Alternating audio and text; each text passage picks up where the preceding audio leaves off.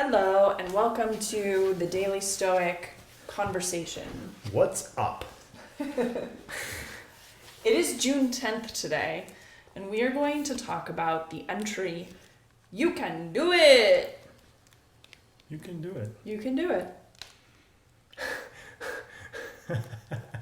That reminds me of all the Schneider movies. Yeah, right? exactly. It's awesome.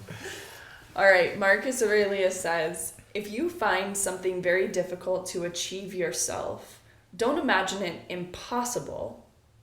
For anything possible and proper for another person can be achieved as easily by you. Mm-hmm. That's fun. Is that it? Mm-hmm. That's great. That's the one man can do, another can do, right? Yeah, if it was achieved by someone or something similar, some sort of a similar achievement has been achieved by someone already, that's like it's almost like that's the light at the end of the tunnel. That it's possible or something, you know? That's cool. Yeah. I feel very fortunate to have been a millennial in this regard because I grew up with my parents always telling me that everything was possible. Like I could be whatever I wanted and that was all possible. And so I never have had... Me too, yeah. I've never had this idea of like, oh, it's not going to happen for me. I've had the idea of like, oh, that's really difficult. Like the thing I'm imagining to like make true in my life, that's difficult to achieve. And I haven't cracked the code on it, but the code is crackable. And I know I can do that if I put in the effort to do it. And so I've never let myself off the hook of like, this is too hard or it's never going to happen for me or it's impossible or something like that. And I'm sure your experience, like, this is too hard and I want to quit and I want to throw it out and never touch it again. But then there's something besides that actually says, well, no, this is a long process. Like there's this other voice that says, calms us down and says like, hey, no, dude, this is not gonna be a one try and done type of a situation. You know, this is 10,000 tries and still not even close to call it done. But well on the way or something. You know, yeah. Nice. You ready for Ryan? Mm-hmm. Yeah, it just made me think of like if I think about like the important people that we remember in like society, like, you know, the top crop, not the 1%. Well, the 1% of people that we know, I guess. But like what they've done and achieved, and it's like they're just they seem such a giant things. Right.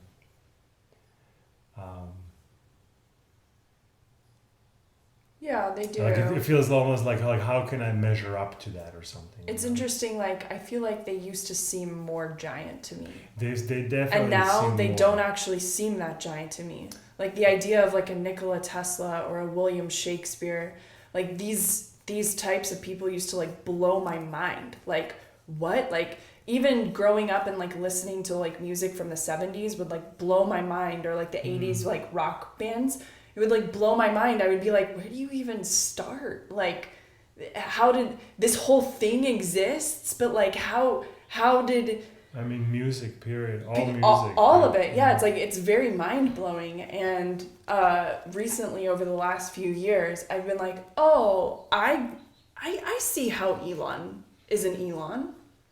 I see how like a person could be like that. I don't necessarily like have that ambition. Like I don't have a matched ambition to it, but I can see how the puzzle pieces sort of connect together in a way where before I wasn't seeing any puzzle pieces. I was just seeing the image from far away and just being like, whoa. Yeah, so you see more, you can see the end of the tunnel, that it's possible maybe before you were like, no, I'm just going through a dark hole somewhere, there's nothing. And now you're like, oh yeah, it's over there. It's really, really far still, but oh yeah, I can see what's going on. Yeah, that's kind of cool. Yeah, that's interesting that you have that. I might have that here and there with certain tasks or certain things, but yeah, I don't know if I have the same experience like that, but it's yeah, I don't have a different experience. Like I don't maybe thinking about them that much or something. I'm thinking about the stuff that I want to do or something. But when I do think about them as they're like, oh, like Tesla, like, oh my God, like this guy, you know, or even modern people who are, because money is one thing, like Elon or, you know, Bezos or these guys, like, okay, well, you guys figure out how to be really good with cash and with money. Okay, great, we figured it out. Okay, Elon is maybe a more of an inventor. Even Bezos is an inventor, Amazon right? is So huge, they're just modern. It's different. It's in a different era, and so you don't appreciate it as much. Yeah, because I look at Tesla huge. and I would say like, oh well, he had all these labs and he had all these prototypes and he was testing it. Well, they're testing it. They have prototypes, aka warehouses, where they're trying to test all these robots and all these new technologies. So yeah, it's just a different way. It's not like a one person. That's the difference, right? Tesla was maybe by himself in that lab, right? And here is like a teams of people doing it. So it's like maybe it's like lost the it's lost on the importance of this one human, right? Versus like, well, it's not like Elon did it all. No, like he's got teams and teams of people. So it's a different, like you said, more of a modern era way of being. Well, Elon and all you can be. Elon and Bezos are still alive though, so we don't know how they're going to be remembered. But they probably will be remembered as significantly as a Tesla. Maybe. Like in the future, in a different era. Like we can't appreciate it right now because we are in the era that we're in. Well, remembered is hard because now you and I will be remembered just by this video. So into some point, you know what I mean?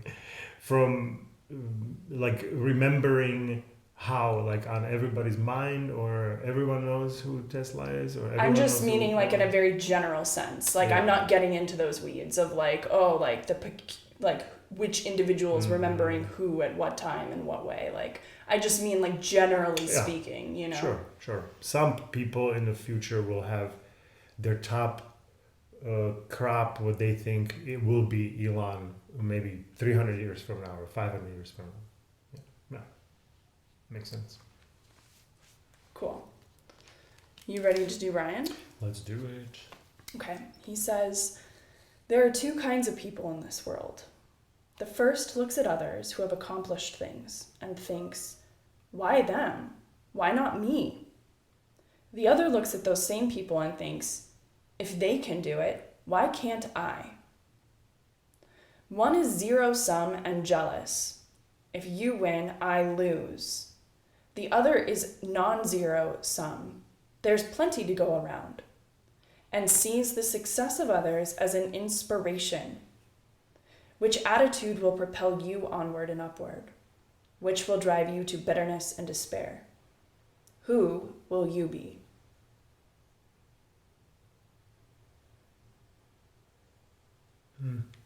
Yeah, I want to say that I'm more of the second.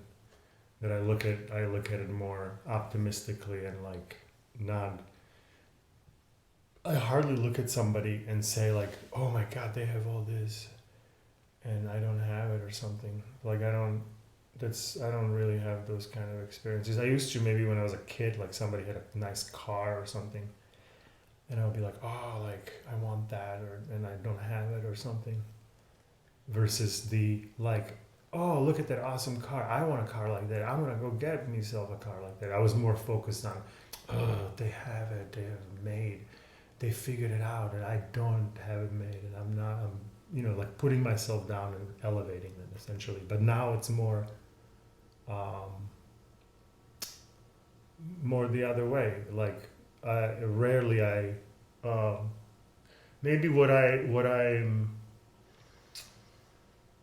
I might be still looking at some of those things in like how somebody acts, let's say. Like I'm like, oh, I wish I was more calmer in situations like those, like that one person. And so I'm like kind of a little bit of jealous that they have it and I don't have it. And my first thought is not like, oh, that's cool, I should go try to get that. Like it's more of, I look at it from this kind of like, oh, they have it and I don't have it, but not material things. That's Yeah, I mostly have it these days with like how other people spend their time. mm-hmm. And so if I perceive that like somebody else is spending their day in a way that like, oh my God, wouldn't I love to have that kind of day and like have this sort of just flow to my schedule, mm-hmm. I can feel a like kind of a pang inside. And like it can kind of throw me into a sour mood in a lot of different ways in my life. And then I move on and like I get a good night's sleep, or I just go for a walk, or a few days pass and I realize I get back into the first thing, which is what one person can do, another person can do. Mm-hmm. So sometimes I might fall into the trap of screw them for having something that I want. But then with enough like time and reflection, that turns into more fuel for let me figure it out. Mm-hmm. Let me figure out how to do it. Be that person that I recognize as someone I want to be more like. Dude, and I would even say that the jealousy thing, like that's like maybe an initial way of looking at it, but that is also a mechanism that brings us to questioning our own selves eventually, right? Because we have the example of, hey, this is possible, and you're like, oh shoot, like this guy's probably just rich and famous and that's why he's got all this stuff, right? But like you can keep saying that a couple of times or 10 times or 100 times, but then at some point it's gonna turn on you and be like, well, what am I doing to... At some point you have to continue the logic to, oh, so how did he get that? How did that come to be for him? Right. What did he have to do? And like you start like thinking through this, that then it just knocks you over the head one day where it's like, oh, well then if I want that, I will also have to do those things. Yeah. That is what my life now turns into. This is not just me waking up one day saying I want something and the tooth fairy brings it to me. This is like me recognizing what I want, recognizing the work that it takes to get there, and then doing the work and being okay with the outcome. Yeah. And the outcome, again, is like a target, not an exact point, I mean, the outcome is a wide thing. I'm imagining it in a certain way just to give direction to the dream. Yeah. But I mean, there's any number of outcomes that I would be thrilled with that I'm probably like not even imagining. Yeah. Like I want to get to the point where like life is actually like blowing my expectations out of the water, where it's like, shit, I didn't think it was going to be this good. Like that's the type of life I'm trying to like build. That's awesome. That's good. Yeah, this is now you're being like the positive, the looking at it. How do I build this? Yeah.